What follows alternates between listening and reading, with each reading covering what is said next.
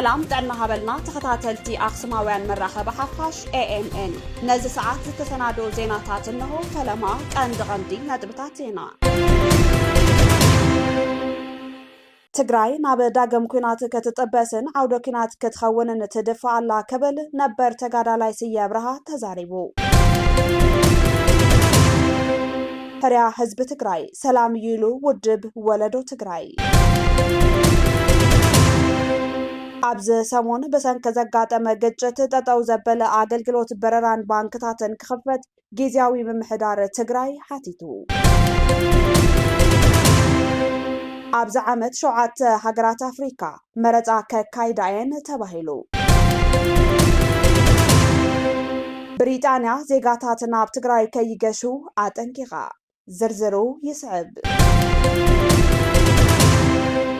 ትግራይ ናብ ዳግም ኩናት ከተጠበስን ዓውደ ኩናት ክትከውንን ትድፋዓላ ከበል ነበር ተጋዳላይ ስየ አብርሃ ተዛሪቡ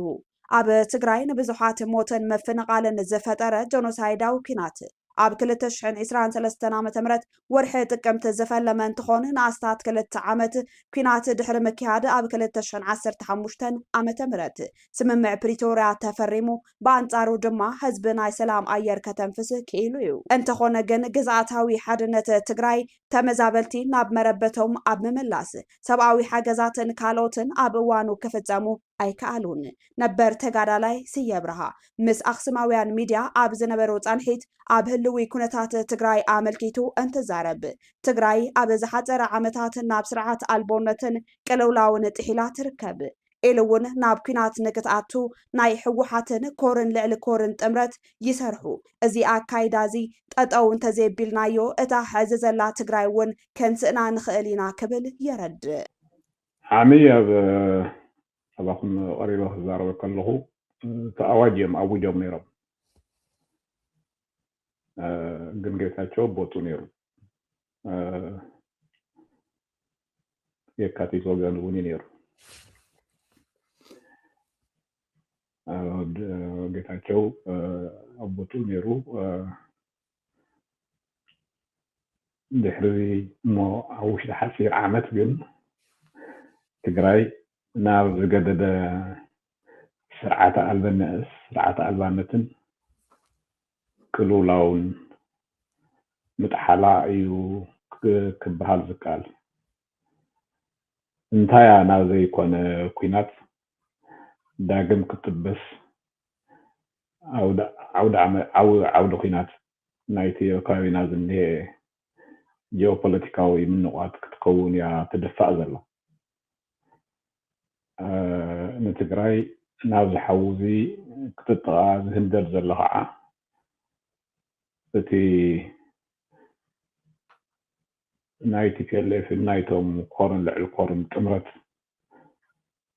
ዝሓዘ ፖለቲኮ ሚሊታሪ ጉጅለ እዩ እዚ ኸዚ ዝጉጅለ እዚ ጎቲቱ ናብ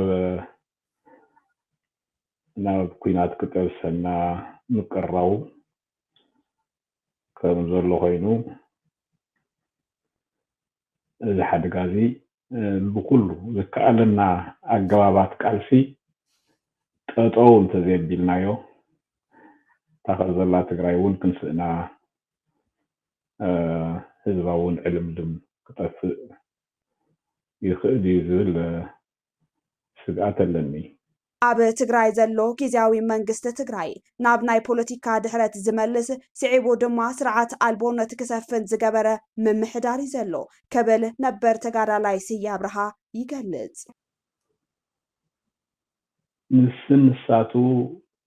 ዝናቆት ብቱን ናይ ስልጣን ማእኸላት ፈጢሩ ንትግራይ ናብ ሙሉእ ስርዓት ኣልቦነትን ኣናርክን እትይዋሉ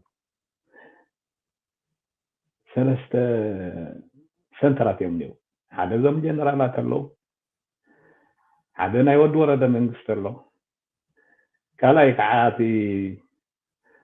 ደብረፅዮንን መንጀርኖን ዝመርሕዎ ነፀላ ናይ ህወሓት ኣሎ እዚኦም ሰለስተ እዮም من እንታይ ይገብር አይፍለጥ ኩሉ ይዝዝ ካብ ኩሉን ላዕልት ዝገደደ ኣብቲ ኣርሚ ኣብ ጉዳያት መን እዩ ዝውስን ግንባር ኣዛዚ ድዩ ዝውስን ኮር ኣዛዚ ድዩ ዝውስን ክፍለ ጦር ኣዛዚ ድዩ ዝውስን ዝበሃል ነገር የለን ስንሳቶም እውን ይሰማዑን ብረት ዝሓዘ ኩሉ ሕጊ መውፅኢ ዳኛን ፈጻምን ዝኾነሉ እዚ ከዓ ኣብ ትግራይ ተዛዕበየ ናይ ሴኪሪቲ ስግኣት ሓደጋ ዝፈጠረ ኩነታት እዩ እኒሄ ሓድነት ህዝቢ ትግራይ ንክፈርስን ንክበታተን ኮርን ካብ ኮር ንላዕልን ይሰርሑ ኣለዉ ተመዛባላይ ህዝብና ከምቲ ሕጃ ሒዞም ናብ መረበቱ ከይምለስ ይገብሩ ኣለዉ ሕዚ ድማ ፅምዶ ኢሎም ህዝቢ ናብ ከቢድ ኩናት ከምርሕ ይፅዕሩ ኣለዉ ይብል ሓደ ዓብዪ ሓደጋ ኣሎ ናይቱ ሰራዊትና ኣገልግሎት ናይ ምውጋዕ ዓቕሚ ሓደ ኣገልግሎት ክኸውን ይኽእል እዩ ንመሸጣ ቀሪቡ ሓለፍቲ ብናቱ ሞትን ደምን ዓስሚ ዝረኽብሉ ወፍርታት ናይ ምህላው ዕድሉ ዓብዪ እዚ እውን ከም ሓደጋ ክረአ ኣሎ ጠጠው እንድሕር ዘየቢልናዮም እዚኦም ክሻብ ክንድዚ ናይ መርሰነርነት ስራሕ እውን ክሰርሑ ከም ዝኽእሉ መሸጣ ንዕኡ ናብ ውግእ ሰይዶም ካብኡ ግን ገንዘብ ክቕበሉ ከም ዝኽእሉ ምግማት ይከኣል እዩ ካብዚ ካሊእ እዚ ጠንቃም ኣዋጅ ናይዞም ኮርን ልዕሊ ኮርን ኢና ዝብሉ እኽብካብ ኣብቲ ሕብረተሰብና እውን ዓብዪ በሰላ ዓብዪ ቁስሊ ዓብዪ ቅልውላው ይፈጥሩ ኣብ ልዕሊ እቲ ብደምን ዓፅምን ደቁ ዝተነደቐ ሓድነት ህዝቢ ትግራይ ዝተነደቐ ሓድነት ህዝቢ ትግራይ ዘሚቶም ኣብ መንጎ ተጋሩ ምጥርጣርን ምክሕሓርን ክፈጥሩ ላሕ ይብልሉ እንታይ ማለተይ ምዃኑ ይርዳእኩም እዩ ካብዚ ንላዕሊ ክዛረበሉ ከዓ ኣይደልን ጉዳይና ጉዳይ ትግራይ ካብ በዓል ዋንኡ ዝኾነ ህዝቢ ትግራይን ካብ ጉዳይ ፍትሕን ሓቋፋይነትን ኣውፅኦም ናብ መንጎ ኣስመራን ኣዲስ ኣበባን ዝተፈጠረ ቅርሕንቲ ክልጥፍዎ ፅምዶ ኢሎም ናብ መገዲ ርጅናዊ ኩናት ይጎትዎ ኣሎ ንዝተማዛበለ ህዝብና ከም መትሓጃ ሒዞም ኣፍልጦ ህወሓት ኣብ ዘየለሉ ናብ መረበቱ ከይምለስ እንቅፋት ይኹኑ ኣለዉ ጉዳይ ተመዛበልትን ስደተኛ ተጋሩ ንምምላስ ዘሎ ሰላማውን ዲፕሎማስያውን መገዲ ኣብ ክንዲ ምፅንቃዕ መምኽኔታ ናይቲ ሰራም ናይ ፅምዶ ናይ ኣብ መወዳእታ ሕዚ ዘሎ ናይ ፖለቲካ ሃዋህው ንምቕያር ናብ ተግባራዊ እምቢታ ምስግጋር ኣገዳሲ እዩ ኣብ ትግራይ ዝግበሩ ዘለው ሽርሕታት ብምፍሻል ናብ ዓወት መሰስ ምባል ወሳኒ እዩ ክብል ነበር ተጋዳላይ ስየ ብርሃ መልእኽቱ ኣመሓላሊፉ ኣሎ ናብ ዘረባ ናብ መግለፂ ዘይኮነስ ናብ ተግባራዊ እምቢታ ነቱ ኣብ መሬት ዘሎ ፖለቲካል ሲትዌሽን ንምቕያር ናብ ተግባራዊ እምቢታ እንተኣትዩ ኢሉ ይከኣል እዩ ይብል ሓደ እዚ ብትግራይ ብናይ ትግራይ ዓቕሚ ዝግበር እዩ ካልኣይ መንግስቲ ፌደራል ምእንቲ ናይ ባዕሉ ህልውና እውን ምእንቲ ትግራይ እውን ኢሉ ነዚ ክተት ናይ ተጋሩ እንተደጊፉ ሓደጋ ንምምካን ይከኣል እዩ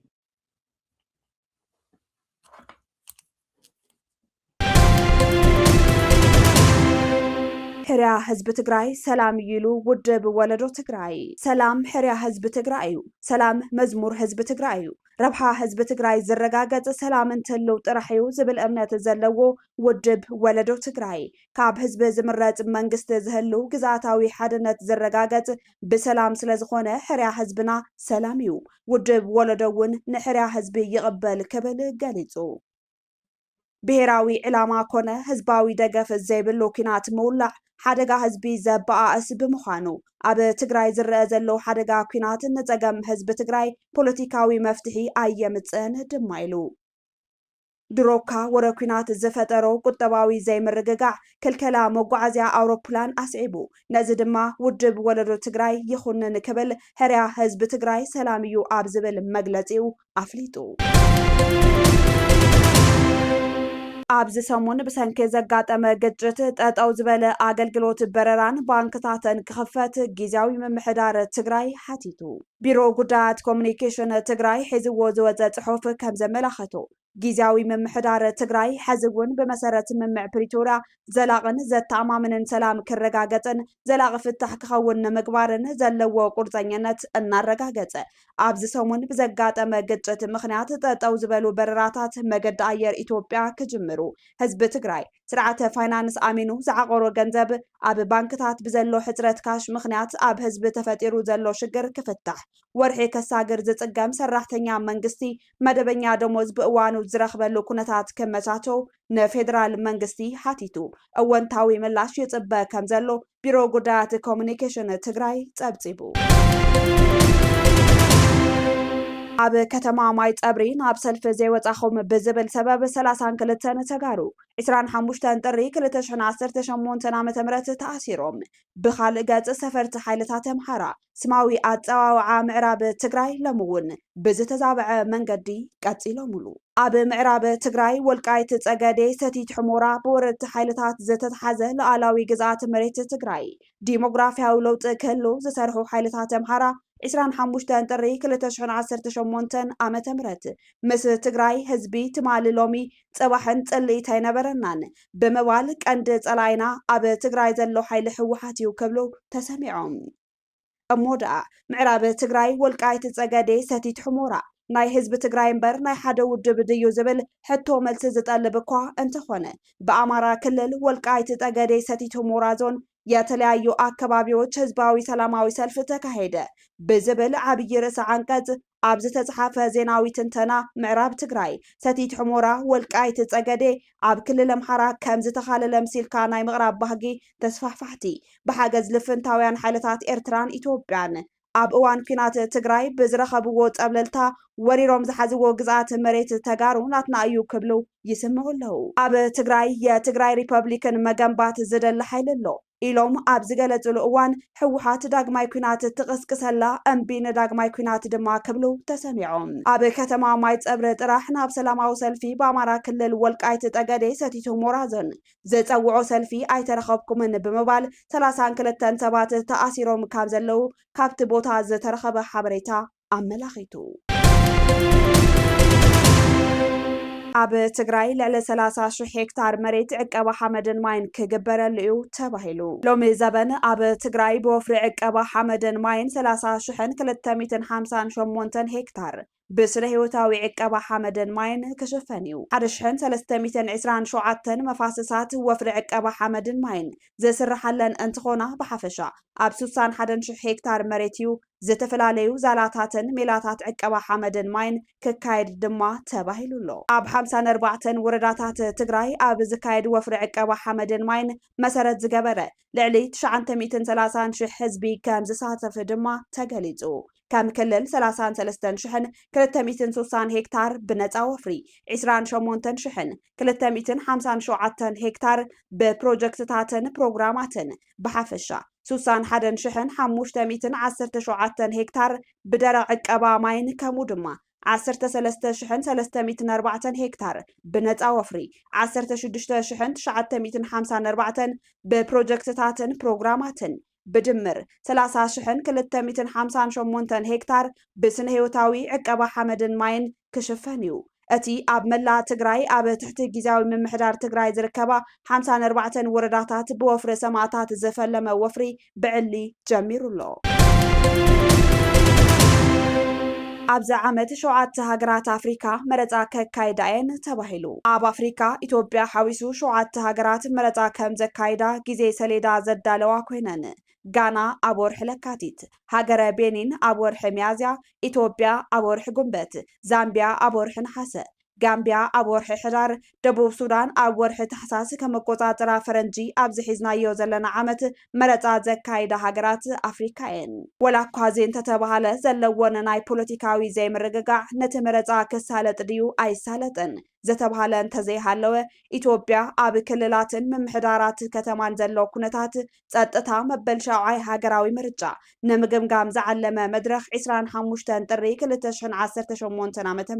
ኣሳሊጣ ኢትዮጵያ ምስ ዘለዋ ስጋት ጸጥታ እቲ ሒዛቶ ዘላ ትልሚ መረፃ 2018 ዓ.ም ኣብ ስጋት ምህላው መድረኽ ምዃኑ ዘነፀረ ዕላማ እቲ ገምጋም ኣካቢት እቲ ቦርድ ወይዘሮ ሜላተወርቅ ሃይሉ ቦርድ መረፃ ብመሰረት ዘውፅኦ ሰደቓ ገዘ ዝተፈላለዩ ተግባራት የካይድ ከም ዘሎ ገሊፀን። ይኹን እምበር ኩነታት ጸጥታ ኩለን ክልላት እንታይ ይመስል ዝብል ስጋት ንምግምጋም ዝምልከቶም ኣካላት ከም ዘዘራረበ ቦርድ መረፃ ኢትዮጵያ ኣፍሊጡ። ኣብ ትግራይ ዘሎ ኩነታት ፖለቲካን ዘይምርግጋዕን ርኡይ ለውጢ ሰላም እንተዘየምፂኡ መረፃ 2018 ዓመተ ምህረት ዘይሕሰብ ኩነታት ከም ዝገብሮ ዝግመት እዩ። መንገዲ ኣየር ሱዳን ኣቋሪፅዎ ዝነበረ በረራ ከም ዝጀመረ ተገሊጹ። ንፈለማ ግዜ ትማለ ሰንበት ድሕረቲ ብሰንኪ ኣብ 2023 ኣቆጻጽራ ኣውሮፓውያን ዝተወልዐ ኩናት ሕድሕድ ካብ ፖርቱ ሱዳን ናብ ካርቱም ተቋሪጹ ዝጸንሐ በረራ ኣየር ምጅማሩ ማዕከን ዜና ሱና ጸብጺቡ። ዋንነት መንገዲ ኣየር ሱዳን ዝኾነት ሲቪላት ተሳፈርቲ ዘፀዓነት ነፋሪት ድሕሪ ኣስታት 2 ዓመት ኣብ መዕርፎ ነፈርቲ ካርቱም ምዕራፋ ተመላኺቱሎ። ሰበስልጣን እቲ መዕርፎ ነፈርቲ ኣብ ሓደ እዋን ክሳብ 4 ነፈርቲ ከተኣናግድ ከም ዝኽእል ኣፍሊጦም። ዳግማይ ዝተጀመረ በረራ ኣየር ንሱዳን ዓብይ ክያዶ እዩ ዝበለ ጸብጻብ ሱና ንሓዱሽ ምዕራፍ ሕዌትን ርግኣትን ሱዳን ከም ዘመላኽት ኣስሚሩሉ። ሰራዊት ሱዳን ነታ ርእሰ ከተማ ካብ መጋቢት ዝሓለፈ ዓመት ኣትሒዙ ሙሉእ ብሙሉእ ከም ዝተቆጻጸራን ካብ ሽዖት ሒዙ ድማ መንግስቲ ንኹሎም መንግስታዊ ህንጻታት ከጽግንን ክሐድስን ከምኡውን ኣገልግሎታት ንምጅማር ክሰርሕ ምጽንሑ ኣዘኻኺሩሎ። ብሪጣንያ ዜጋታት ናብ ትግራይ ከይገሹ ኣጠንቂቓ።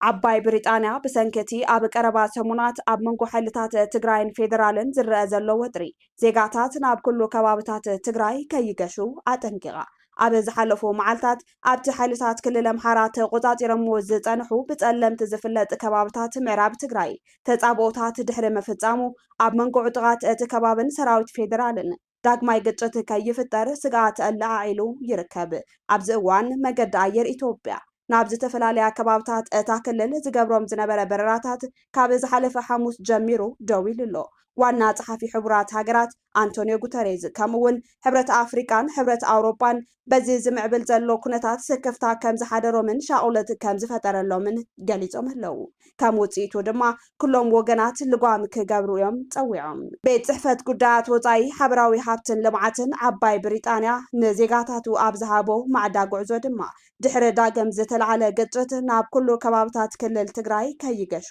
ኣጠንቂቑ። ካብ ኣኽሱማውያን መራኸቢ ሓፋሽ ናይዚ ሰዓት ዜናታት ክትከታተሉ ጸኒሕኩም ንምክትታልኩም ነመስግን። ምስ ዝተረፉ መደባትና ሰናይ ግዜ